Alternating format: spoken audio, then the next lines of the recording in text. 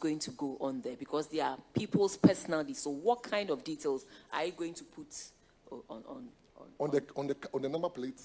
You said it's going to come with a lot of security details. Yes. And I'm asking that a number plate, let's say Ranking's number plate, you're saying that it will be equipped with security features such that if the police should scan, they'll know that truly it belongs to Ranking. Yeah. So what, because in putting out somebody's security out there, someone, I mean, a bad person can also get hold of that. So that is why I'm asking, what kind of information are you going to put? Thank you. Yeah. Thank you, Chair. We have data protection law, so we'll be compliant with that law. Currently, what we have is just going to be the same form, but now in a digitalized form, not going to be the paper form anymore. So we are not going to move away from the information. And it's not going to have the user's surname on the. It depends on the number plates. It depends on what the law says. We'll go by. You don't tell me depends on what the law says. You are doing it, so you should be able to tell us that the law says ABC. I'm asking you a specific question. Is it going to have the user's surname on the number plates? We don't put names on number plates. I asked a specific question. You said no. We are not going to put. Yes. I was wondering why that question. Sorry, but we don't put names on number plates. That's why. You were wondering why that question? Because we don't put names on number plates. What are you telling me? People pay to have their names on number plates. And you sit here as a DVLA boss, you tell me you don't put numbers on number plates. Haven't you seen specialized numbers with people's surnames and personalized names on number plates? But yes or no, please? Yes. So why are you telling me you don't put names on number plates? So I can explain that. Not that you can explain that. You don't expect me to ask you that question. That was what you said. You don't expect me to ask you that question because people do not put their number plates, their names on their number plates. That is a blatant lie. You have people who pay for specialized number plates and they have their surname. I'm asking you, you just mentioned that there are going to be security features. And I'm asking, is that going to include people's names on that plate? And they said, you don't expect me to ask you that question. Are you not the DVLA boss? Honorable Chair, I think he was trying to explain that we have different types of numbers that you can acquire. Honorable Minister, so I understand that. He said he doesn't expect me to ask him that question because we don't put names on number plates. You are the DVLA boss. This is something that even a 1, 2, 3-year-old would know that, oh, my father has his name, because we have personalized number plates, don't we? They do. Honorable Minister, don't we have personalized number plates? I think he was saying that he expected the question to come at another time. No, Minister. When he was explaining. Minister, I understand you perfectly, but he said he doesn't expect me to ask him that question. Okay, so... so if he can withdraw that statement, that is fine. Because we have people with number plates out there, personalized number plates out there. So respectfully, we are here based on questions and inquiries that citizens of Ghana want to know. And that is why we are here. Honorable Chair, respectfully, I withdraw. It's not to say you don't know what you are saying. It is just to say that the normal person who goes out there to do registration, we don't put the name on the number plate. It is out of a special provision that is made.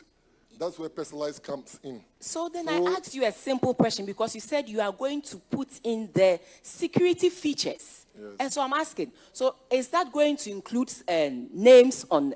The question should have been, no, that is not what... But you don't expect me to ask you that. Then why are you sitting in the chair as a DVLA CEO? That's why I said I withdraw that statement.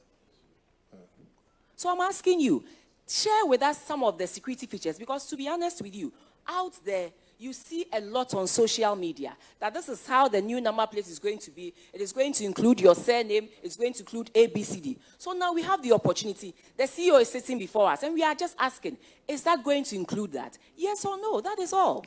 So, thank you, Honorable Chair. I don't think I can come to your office and show you disrespect.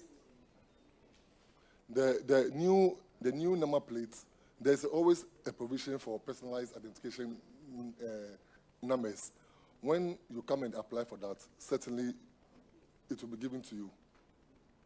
Thank you very much. I want to also elaborate last on the DP sticker issue, which has to do with the fact that when we got into office, or I got into office, the records available to DVLA says that at the end of every month, cars that were being taken from the port or that were being given to us from the port were around 1,800. But I realized there is something wrong with that, because when you check the customs icons, it doesn't really match with what we were supposed to do, because every car is supposed to be conformous to what customs gives to us. So I went to the port to speak to them about that, to see some changes. Then the number went to 5,400 in the month of March. I was still not okay with it. So we introduced with the minister, and we introduced what we call the DP stickers. The DP stickers now, because the plates, there's no scientific means to check the authenticity of a plate.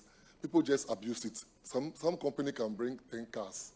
They'll buy just two plates to withdraw all the 10 cars. But with the DP sticker, it is one-time stick-on. You cannot take it off. So that was what we introduced, and we started issuing the cars with the DP sticker. And I'm so happy to announce that just the month of September, we were able to do 14,400 DP stickers. So from 1,800 to 14,400, that is what we are able to do now. And we are hoping to do more. Then clearly your revenue is going to go up.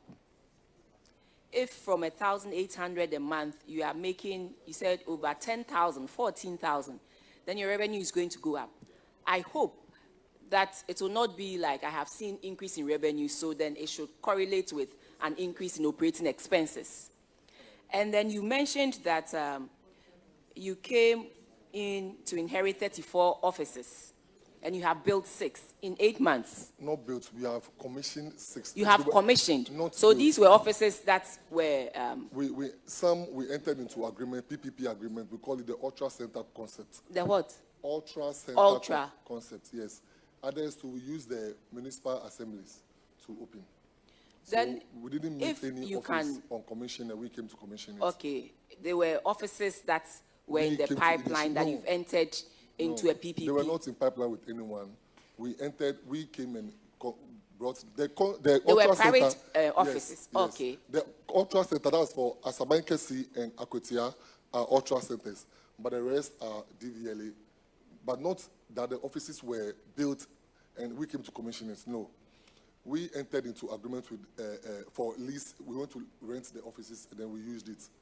Then, in order to get DVLA offices closer to, districts, I think you should look into this and see how best you can partner with other private persons, or you commission, now that you are getting in more revenue, you can look to establishing offices closer to these places where you see a lot of vehicles. And I believe, one, it will raise your own revenue, and two, it will also reduce the non-registration of vehicles. Yes. So I think this is something you should Just check. This morning, I had a meeting with the Chief Executive Officer of GEA, Ghana Enterprise Agency, and they've pledged their support so we can collaborate with them, give them their list, and then, so we are going to sit down to see where we can rent their building for office operations. Okay, yes, they have offices in most of the districts, so you are going to partner with them to make sure you do that. I think it's a good thing. Chair, my question to the DVLA boss. I've seen in the country your men are doing some good job where they are doing you have mobile team that go around for those who have expired DVLA renewal where they are not able to come to the and then your team always issue receipt also for them. I would like to find out from you what technology are you employing for not to physical cash, because sometimes you may not know. Somebody can use your receipt and then collect money and the revenue will not go into your account. What IT are you employing to actually, increase your revenue using that strategy in the country? Thank you, Mr. Chair. We use Ghana.gov through the Ministry of Finance. Then we are also we are about to sign onto the cashless system, but it goes through procedures. So we are almost through with that for human intervention. So yes, that is where we are now. How where people will just pay, and then that's what you are doing. Yes, it's allowed.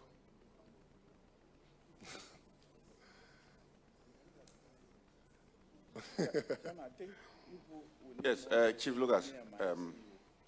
So your new system, how does that build like one system where DVLA, the police, and the insurance are benefiting from it?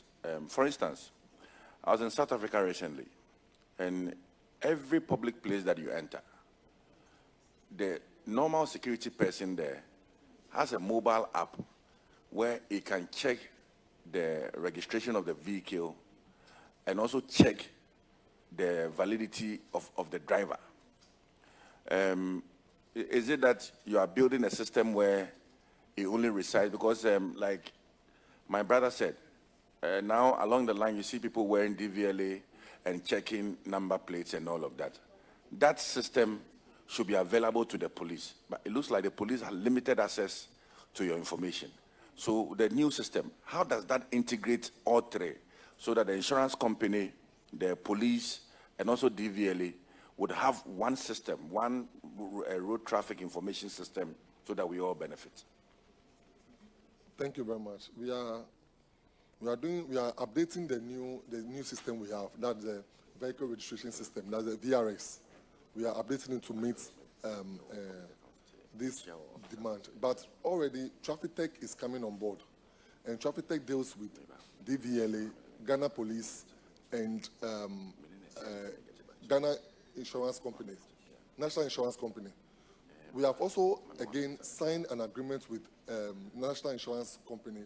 So now, before you get a road ready, you must have insurance. People get the road ready, and now they dodge the insurance.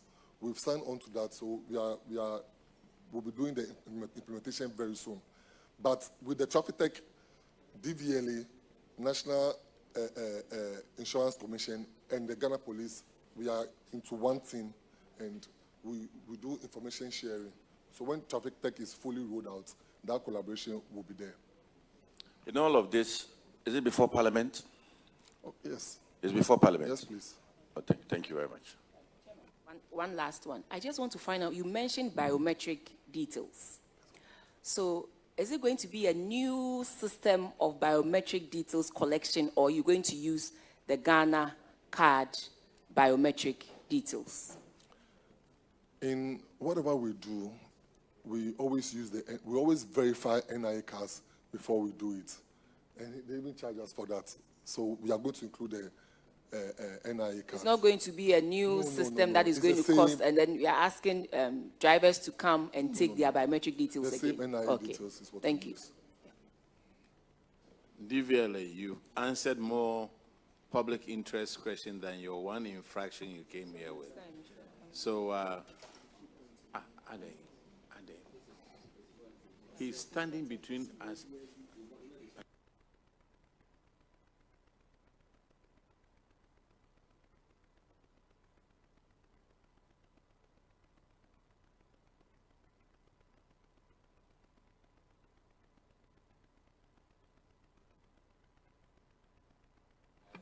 Oh, please, let me ask you. Let me ask you.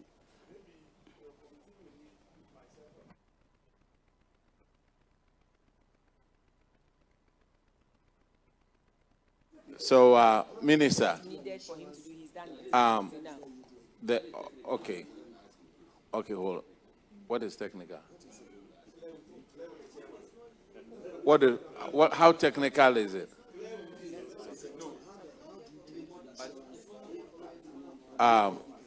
Honorable CEO, the question is, look, let me ask this question so that he can go. About the insurance and then the roadworthy. Which one comes first?